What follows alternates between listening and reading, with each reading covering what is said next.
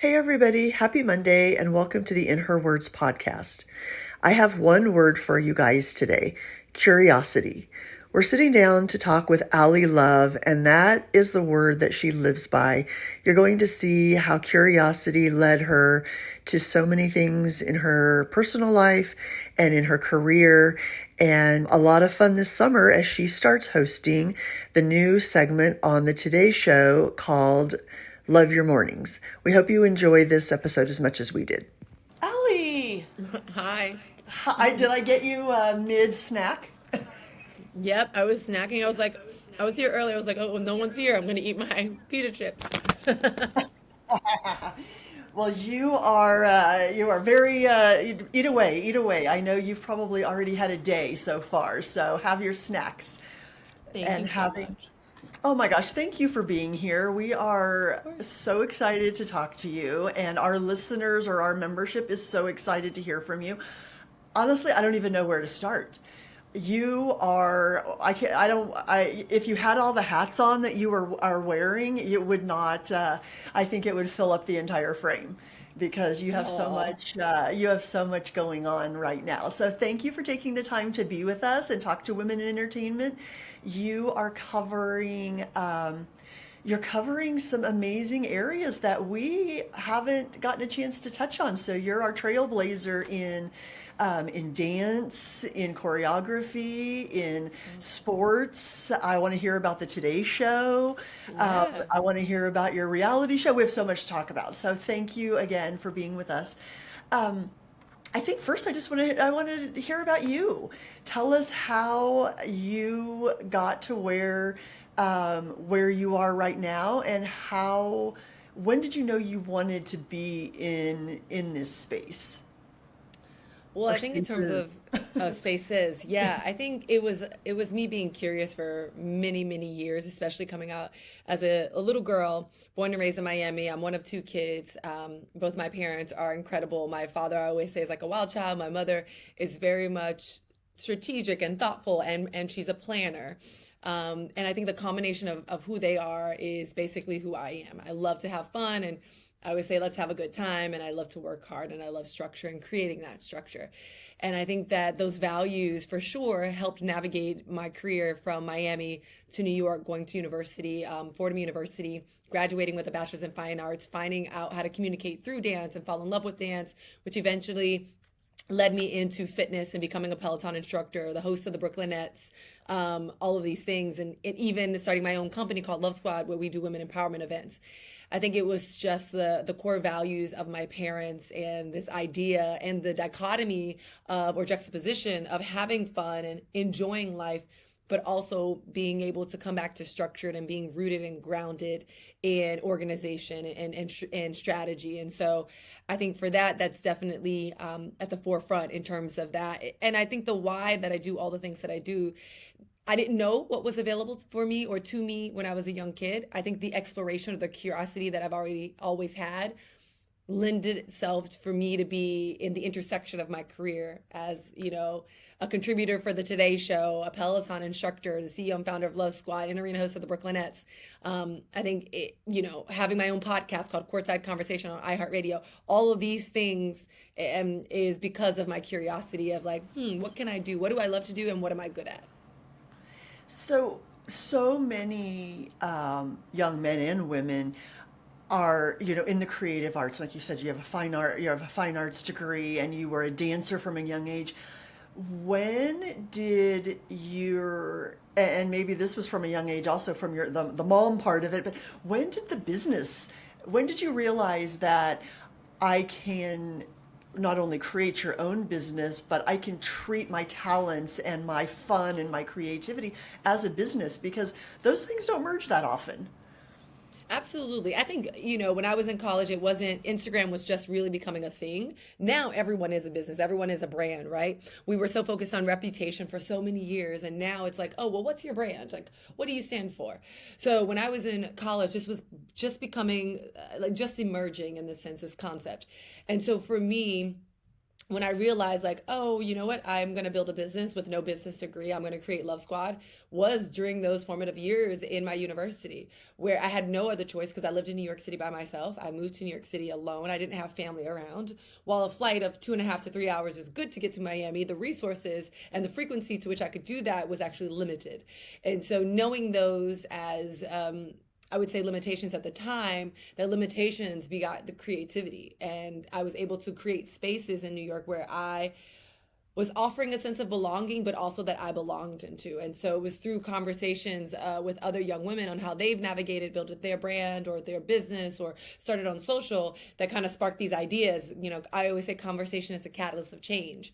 And so knowing that through these interactions and engagements and correspondence, I knew I was getting a sense of home or a sense of belonging or a sense of safety and coming into my adult self in New York. But I was also learning what it took to create a product or to create a service or to be of service, how to negotiate for myself, how to write a proper email and sound like I'm invested, but also like I need to have growth opportunities and things like that. Who, besides your strong upbringing, who helped you along the way? Who were these?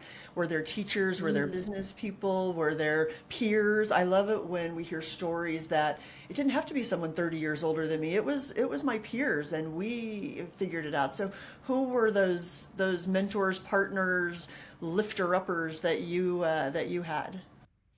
Yeah, you know, what's interesting is I was having a meeting at the Today Show and they're like, who are your mentors? And I was like, you know what, my husband, for so many years, we've been together 12 years and he's older than me. And he's always been that mentor for me. He worked on Wall Street. He did all these amazing things. And so he knew structure and corporate America a lot better than me. But what I recognized too, in tandem with that, is from the very beginning of moving to New York by myself, were my friends. I always say go after low hanging fruit.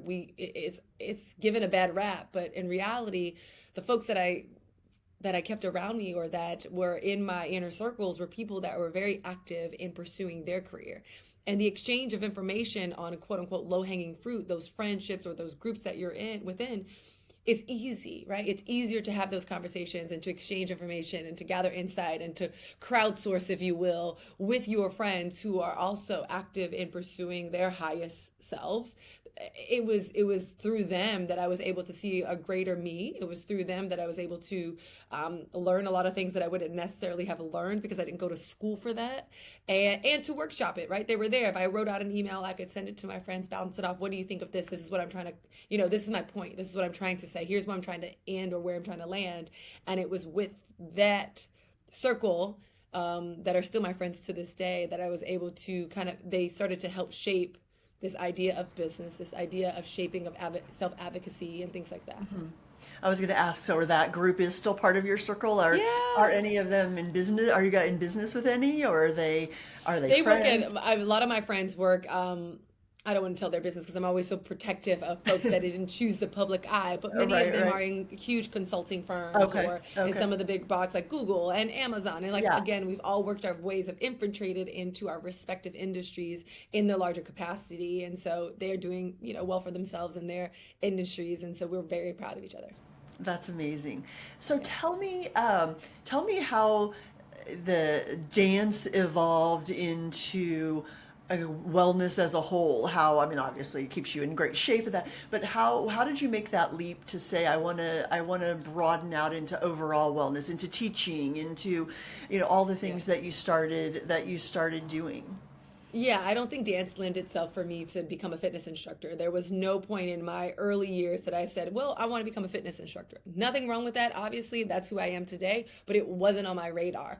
Dance was something that I learned after getting hit by a car when I was 9 years old in Miami. I started really honing the craft. I started taking dance classes in Miami.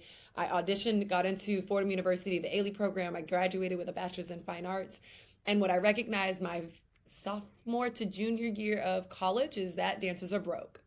And what I knew about me and my situation is that I could not afford to live in New York City unless I had a job that could support me. And so with that, I recognized I had to make some career decisions. I wanted to continue to pursue dance, but I want to live in New York, but I also don't want to be, the starving artist. I didn't want that to be my narrative either. And so I had to get another job. And so within that, I end up like I sincerely started modeling. Like that was my first job. While I was in school, I got a modeling contract from Wilhelmina. I reached out, I asked for a meeting. They took a meeting with me. I came in, they gave me a contract. It was pretty simple. I know it doesn't always happen like that, but it did. And then I was probably on my first job. I got my first long-standing job with Under Armour when they were becoming like really investing in their women's line, probably a month after signing with Wilhelmina.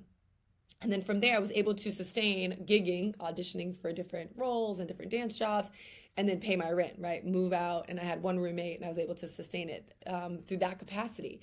But it was kind of like this transition from dance into the modeling industry, which introduced itself to me was hosting through modeling classes and modeling and commercials and things like that. And I started to get curious of like, wow, people on commercials are making a lot of money and I need to make more money.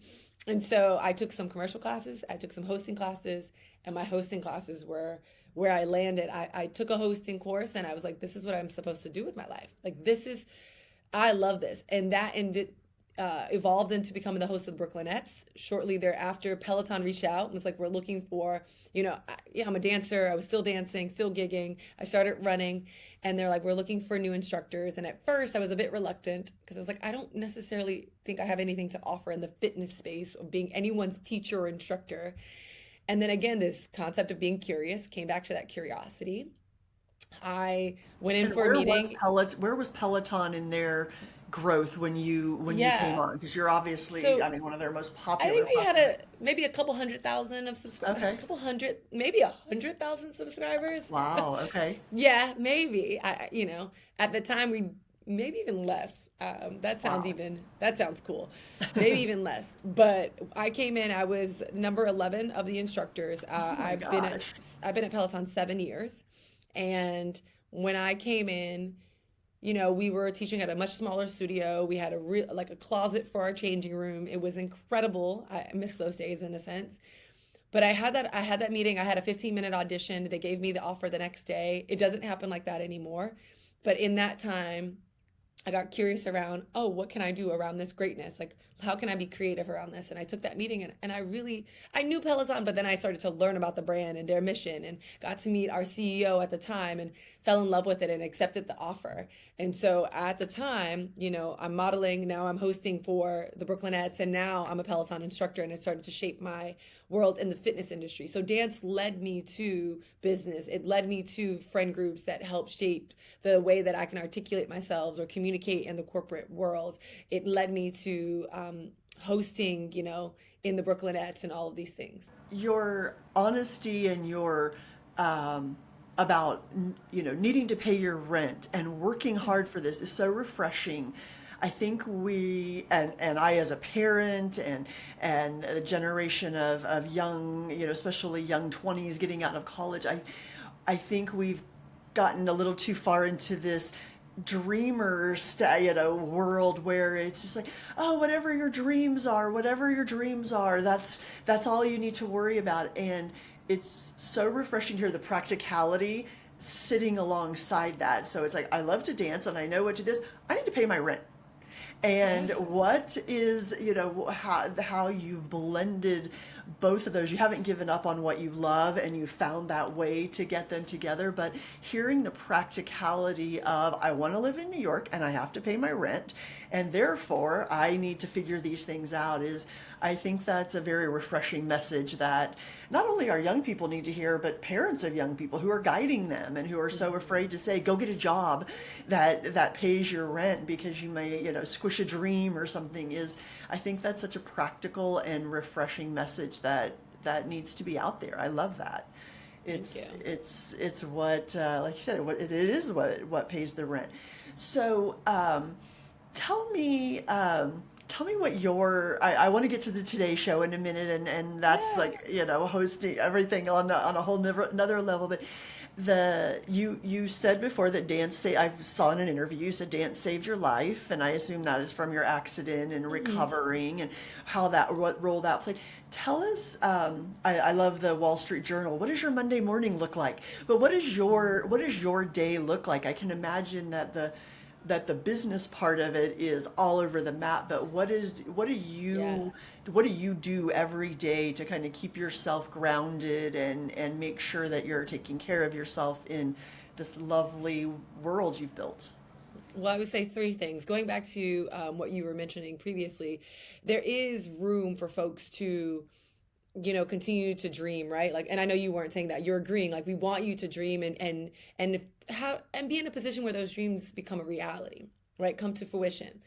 I think that where I live is the intersection, like taking that Venn diagram of what are you good at and what do you love to do and where do they intersect? And that's where I live. That's where I find my yes. It's like of the talents that I have, I may not have the most talents. I may not be the fastest runner, or I may not be the strongest person, or I may have never been a fitness instructor. But of my God-given gifts that I have, that in a room of 100 or 1,000 people, I'd come in top 5%, whether that means being social or communicating or making people laugh or being quiet the longest, whatever that is. What I've done is identified those qualities, those soft skills, and said, how can they coexist with hard skills, right? What I love to do, my soft skills, and what I'm really good at, some hard skills, how can they coexist? And those are the roles that I'll lean into, and those are the roles that not only will my dreams be fulfilled, but I can create structure around those dreams, i.e. Right. pay my bills, right? I think Right. it's like that. Right. So that's point one, is like living into the intersection is so important. You don't have to choose. You can always find a yes in there somewhere, but it's going to be a lot of work. And that's something that I've always been familiar with. The second point of what does my Mondays look like? What do my days look like? I choose to, instead of going on a prefix menu, I'm an a la carte menu. As all of the things that I do, I say I forge a slash generation. And, I have this slash this slash. The reason I do that isn't to stay busy or to say that I'm doing the most. It's that they intersect at the three C's. So I talked about the intersection of the Venn diagram of what you're good at, what you love to do, and letting that anchor your direction. But then once you figure out that direction, that also needs to be shaped and anchored in why you're doing it. And so my why of, not just what the Monday looks like, but also why is this Monday so fulfilling to me, is it's centered in the three C's: camera work. Everything that I do is global on camera so that more people can be affected with positive energy and positive messaging. Conversation, just like I said before, the catalyst of change is conversation. I know that no decision is made without some type of dialogue, internal or external dialogue. Whether you've listened to a podcast and had a conversation with yourself, most times we have it with our peers, our friends, our parents, our guardians, like our mentors. So most times we have those conversations, and those conversations will lead to change. And then the third C is community. I love being around people. I love connecting with people, and more importantly, cultivating community, that sense of belonging that I talked about when creating Love Squad. It's making sure that I continue to create spaces where people feel like they belong, whether it's a Nets game, a Love Squad event, or a Peloton class, a Hidden Hills class, you feel like I've thought of you in that capacity. And so the why of doing all that is camera, conversation, community. And then to get to your point of what does that look like for me? Yes, every season is completely different for me. Every day is very different. And I am on that a la carte menu. And I will tell you, for example, this morning I got up at 4:30. I taught at 6 a.m., a 45-minute intervals and arms class at Peloton. So I left my home. I got up in the morning, I do this ritual, and sometimes I do it in the bathroom, sometimes I do it in the car, but I ask myself this one question: how or what do I want to feel today? And I allow that to be the anchor. I allow that to be me being proactive around how I shape my day instead of being reactive. I don't know if any of you have ever woken up one morning and all of a sudden you're like, you read an email and now you're reacting to this email. You're like, I could have lived my whole life without this, right? What I do, instead of reacting to how people have engaged or treated me or what's come up on my Instagram or the email that I've received, I'm proactive in establishing that baseline. What or how do I want to feel today? From there, establishing that as my anchor, came to work. I taught the 45-minute intervals and arms ride. I got dressed. I was on the 8 a.m. slot for the Today Show. I talked about the fun ways we can hydrate from morning, afternoon to evening with Hoda, which was absolutely incredible. Came back to Peloton office. I just had a big instructor meeting with my team. I'm doing a podcast now. I'm going to go do some self-care acupuncture. Then from this, I have a speaking engagement with Tia Mori. So I'm going to sit down with WWD and have a conversation with them about hair, about self-care. And then I have a dinner with my friend. It is a long day, not Oh my all gosh. days. I know, not all days are like 12-hour days or 18-hour days. I would say 30% of my days are, I thrive on days like this. And the other days, I most times just try to be done by 2 o'clock. I'm an early bird. So I get up early, I answer all my emails, I do all the things that I need to do. But most days, in terms of protecting my peace and well being, I do try to be done by 2 or 3 o'clock. And from there, I'm home with my husband. I'm like watching some of my favorite shows, or I'm baking. I'm not really great at baking, but I love to do it. What before we talk about the Today Show specifically, what are you Yeah. watching? What are you loving right now? Okay, so y'all forgive me because I am not that thrilling. So I tend to watch BritBox, which is like British TV, and I Yep. watch this other one called Acorn TV, and PBS Mysteries are some of my favorites. Some of my favorite shows that I've recently watched on BritBox. Father Brown is this 10 season show about a vicar who solves murder mysteries, and they're very lighthearted mysteries. Like, so I watch that. That's actually coming out today. On PBS Awesome. Mysteries, there's a show called Endeavor, who I'm obsessed with it, and that comes like their final season comes out on Sunday, so I've watched all of that. They also have a show called All Creatures Big and Small, which is based on well-known books of a veterinarian and things like that. And then I would say on the comedic side, I did watch. I love Abbott Elementary. Like Oh, Quinta Brunson has done an exceptional job with that show. I want to be on it yeah. so badly. I was like, can I have like a bit of a cameo of being like a substitute teacher or something where I'm like hilarious? I love that show. I love Bob's Burger. That's like really good for me. Yeah, so I have like my quirky shows. Well, they're all pretty quirky, I think. That's a great mix. I feel like there's this coming back. I was just reading a book, and the woman in the book loved Murder She Wrote, like watching reruns of the old Murder She Wrote, and that's what it Yeah. reminds. That's what the PBS mysteries, and like it's those soft mystery stories. They're so great. They call them cozy mysteries. That they make Ooh. they're a mystery, but you kind of know you're gonna figure it out, and it's not gonna be too crazy. But yeah, they call them cozy mysteries. I think they're That's me. That's me right there. I'm gonna thank you for teaching me something today. so you Cozy know you're gonna mysteries. settle down with your cozy mysteries. Okay, Yes. so let's talk about the Today Show. That Ah. is so exciting. So I think I read or listened to an interview or read an article about you sneaking away from a chaperone when you were on a trip and going to the Today Show. So start me out there about and how it's Yes. come full circle. Yes, I did. Every summer, my dance teacher, Ruth Wiesen, who now I'm on the board of Armor Dance Theater, um, would send a group of girls and guys and girls and gals and thems and theys all to New York to study dance. And we would all live in respective lodging. And I got up in the morning and I snuck out of the lodging to go to the Today Show because Train was performing. And I am a huge Train fan. So I got up early in the morning, I get on the train, I go down, get on the train to see Train. I go down or go up to see the Today Show because they do it basically outside, like their summer concerts. And I'm like in the corner, like by myself, and I watch them. And then as soon as they're done, I like head back, and it's early in the morning. I head back to the apartment to act like I was like just walking around the neighborhood or went for a walk. And it was like it's full circle because now I am a contributor, an on-air contributor for the Today Show, and it's pretty magical. I've always wanted to be on morning television. I think morning TV has always just been fascinating for me of the millions of people you can inspire, the fun, quirky things you get to do, the fact that if you want to build a family or you want to have ownership of your time, that you get to see, your family in the afternoon and have dinner with them in the evening. This idea of having dinner with my family is so important. We used to do it as a kid growing up. My dad or mom would cook. Sometimes once I got a little older, I would cook. My mom or my sister would set the table. We'd sit down, turn off the TV, and serve each other out and have a meal and talk about our days. And there was no cell phones, there were no TVs, there was no radio, there was nothing but conversation at the dinner table. And then afterwards you would go, and if it was your turn, which I hated doing, but I hated washing dishes. And you'd go and wash the dishes, put everything away, put the food away, and my dad would always tuck us in. And for me, when I think of metric for success, when I think of importance, that is important to me as I build my family. Even to this day, like with my husband, I don't have kids yet, but I like to go home and have dinner with him and talk about our day. And he tucks me into bed. Sometimes I go to bed so early. But it's full circle that now I'm an on-air contributor at the Today Show, and I'm getting closer to that perfect day or that magical day of finishing, work by 2, going home, having my time, being able to spend time with my loved ones and have the evening dinner that I knew so well growing up. You're the ultimate morning person.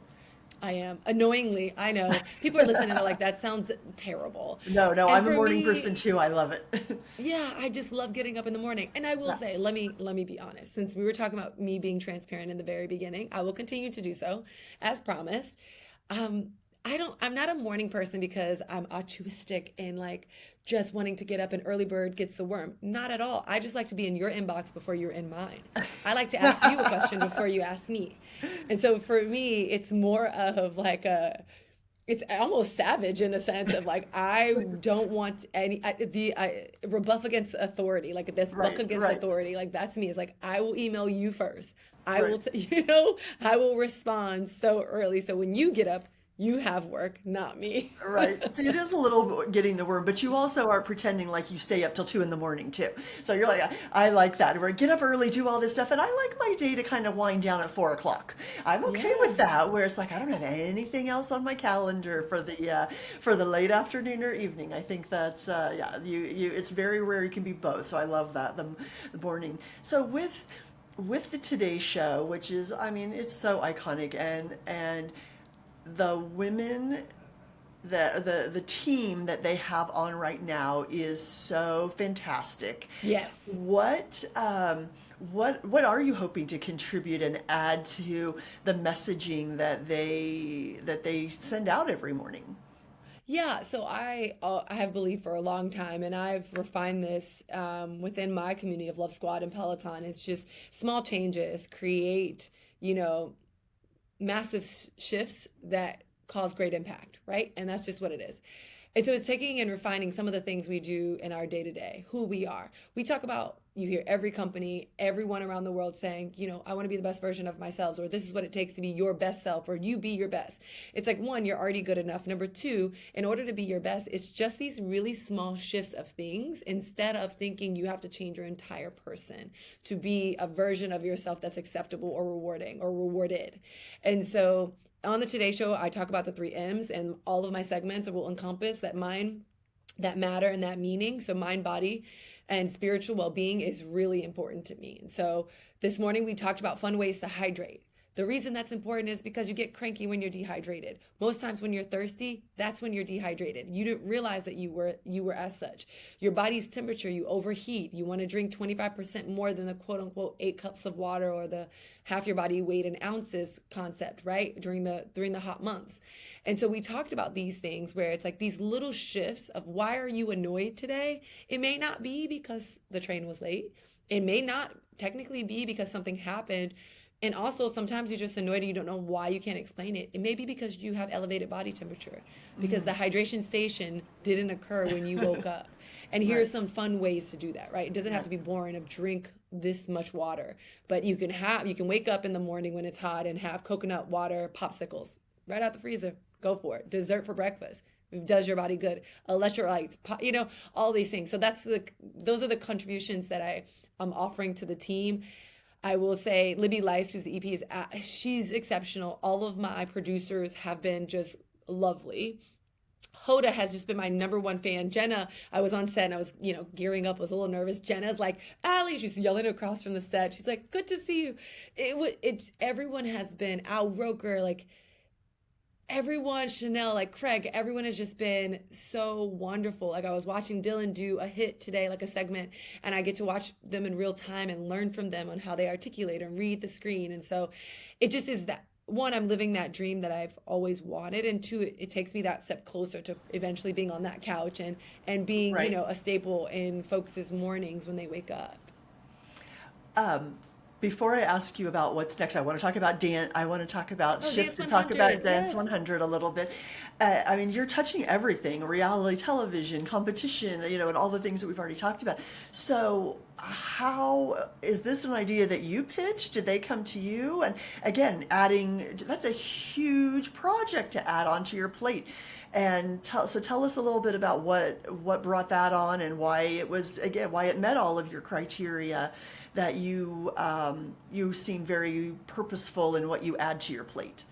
Absolutely. So it actually, Netflix came to me and my team, and they were like, "We know you're a former dancer, and we have this show. It's filming in London, and it's going to be about 3 months of filming. And it's the contestants are the choreographers, 8 choreographers, and one of them will win $100,000." And for me, it was a quick yes. I had to figure out logistics of flying to London. At the time, I didn't have my visa to teach at the London studio, so I had to fly back and forth to make sure I was doing my full-time job at Peloton, and that I was able to fulfill the requirements of being the host on set when it was time to do the show. So it's 6 episodes on Netflix. It got up to number 5 on the most streamed top shows. It was quite incredible to. It was hard because there were many times, and I didn't expect this as a host, delivering the not so good news where I didn't vote because the voting came from the dancers, their peers, not from me. But even delivering some of the challenging news to say, this is where your journey ends, you wouldn't see it on the show, but I would get emotional, I would cry. And I know it wasn't about me, but it's hard to tell someone you've worked so hard and this is where it stops. However, every choreographer was absolutely lovely. They were a rock star and how they handled it. The person who won, it was great to see that person light up with enjoyment and fulfillment and know that person's life's going to change forever or has changed forever. And so all of their lives have changed, including mine. And so it was a quick yes for me. It was on camera. It was entertainment. It was dance. It was giving dancers a voice, giving choreographers the stage because they had to choreograph and perform. And it was only 3 months in London. And so I was able to, while it was really tough to manage the schedule, it was a lot, it was worth it. And I do it in a heartbeat. So I'm grateful for that opportunity. And also, how many folks get to say, when my family turns on Netflix, you see my face. There you are. That was a huge deal. My mother is always proud, but my mother and father and my grandmom was so proud. I loved when you said it shed light on the choreographers because they so often, and you know what that world is. The rest of us don't, but I thought that was really interesting and impactful that you wanted to shed the light or shine the light on someone else. Absolutely. I think that's why we all have our bright lights. Sometimes we think if we, for lack of a better word, big up somebody else or give somebody else this, their flowers right now, it takes away or detracts from all the hard work we've done, or no one's going to recognize what we've done. But in reality, it's the opposite. The more you can take your light and shine it on other people, the brighter your light gets. It actually it shows people who you are instead of you having to tell them. I feel like the dance and cheer and that world, they're just having such a moment in reality these last couple of years with all of the different competitions, the different behind the scenes, I have 2 nieces that are competitive dancers, and they are athletes to the nth degree. It's a world that I don't think people know and appreciate as athletes sometimes. But all of these great Netflix shows are important in that, or not just Netflix, but all these shows that are really shedding a light on that are important. I agree with you. I loved it. Yeah, that sounds fun. Okay, so I want to talk about fashion and nails and clothes because as I was, first of all, your wedding pictures. Oh my God, we could just Thank stop you. there.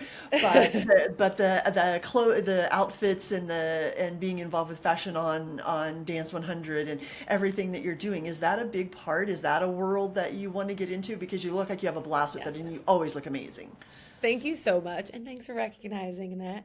Yeah, I love fashion. I always say, I love style, let me say, because anyone can do fashion. Fashion is you can take a couture outfit off of a mannequin and put it on anyone, and it's going to look fly, right? You're like, Right. wow, that's this couture brand. People are going to notice it.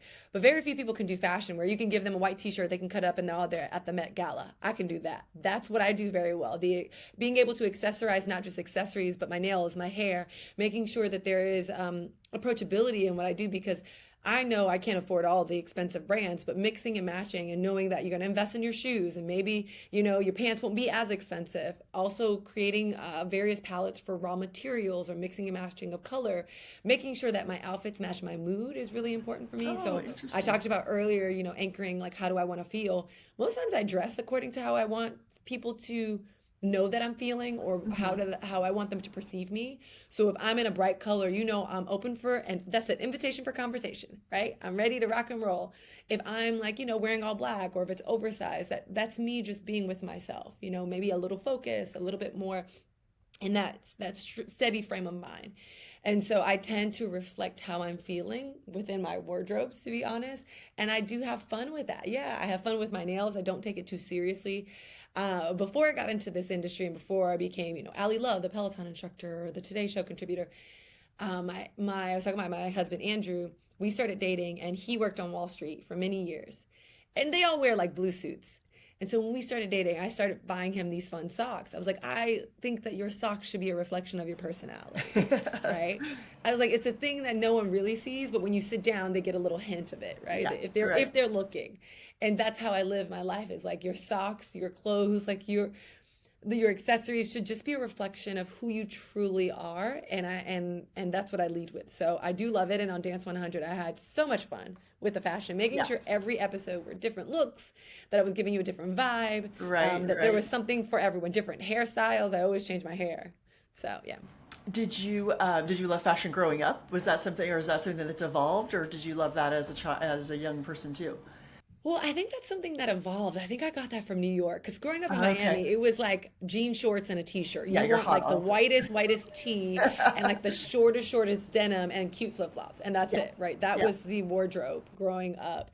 When I moved to New York, I was introduced to New York Fashion Week and fashion designers, and understanding the fit and cut of a lot of clothing, and understanding, capsule collections or fast fashion in a sense. And, I think that for me, I became very intrigued. I'm not, like I said, I love fashion. I'm not a fashionista, but I love style. I like the curation of your personality on your canvas, like on your body as its canvas, is like really cool to me. So I think it was definitely the rhythm of New York, falling in love with the city, that introduced me to fashion, to style, to creativity in that form.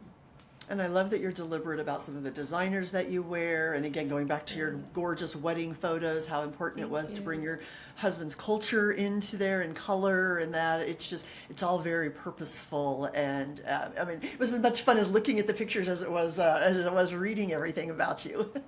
No, I appreciate that. Yeah, for the wedding, I was definitely.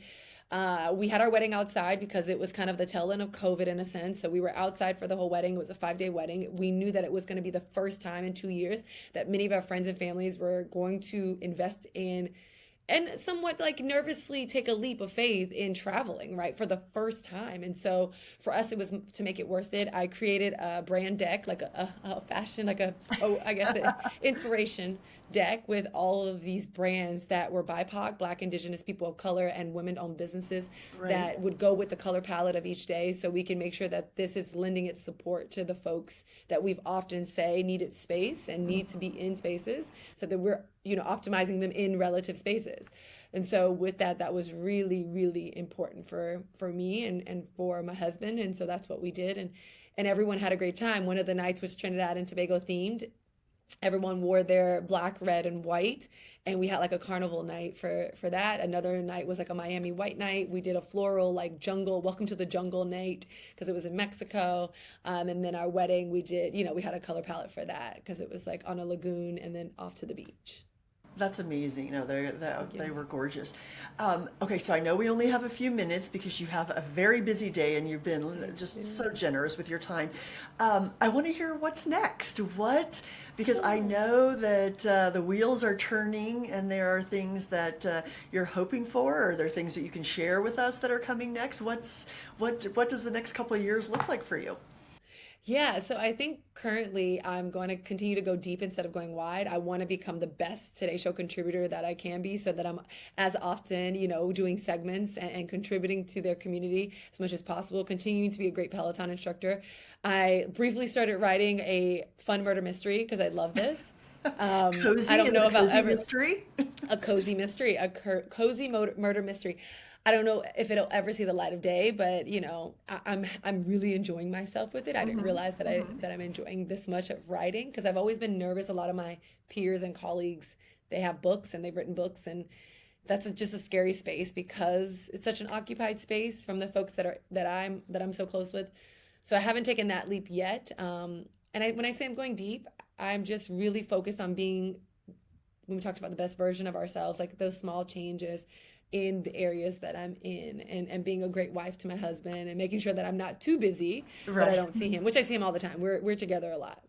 So I think that's just, it's not necessarily what's next. It's a what's now that is really what I'm optimizing. It's just like, how can I continue to do all the things that I'm doing, find joy in them, be grateful for them, and do them well. Yeah, I mean, you're just in such a great place right now. I can see the joy in your face and hear it in your voice and everything. And I love that we get to see you everywhere. I am going to hope that you do get on Abbott Elementary and we see you. Yes. We see you. We see your acting chops come out too. Well, Allie, Yeah. thank you so much for spending time with us. I know you have a busy day, and I'm so happy we were part of it. And we will see you all over New York and our televisions. Thank you so much for having me. This was lovely. All right, have a good rest of your day. Okay. Bye-bye. If you enjoyed this episode, subscribe and leave a review on Spotify and Apple Podcasts. To stay up to date with In Her Words, join the conversation by following Women in Entertainment on our social channels and subscribe to our weekly newsletter at womeninentertainment.com.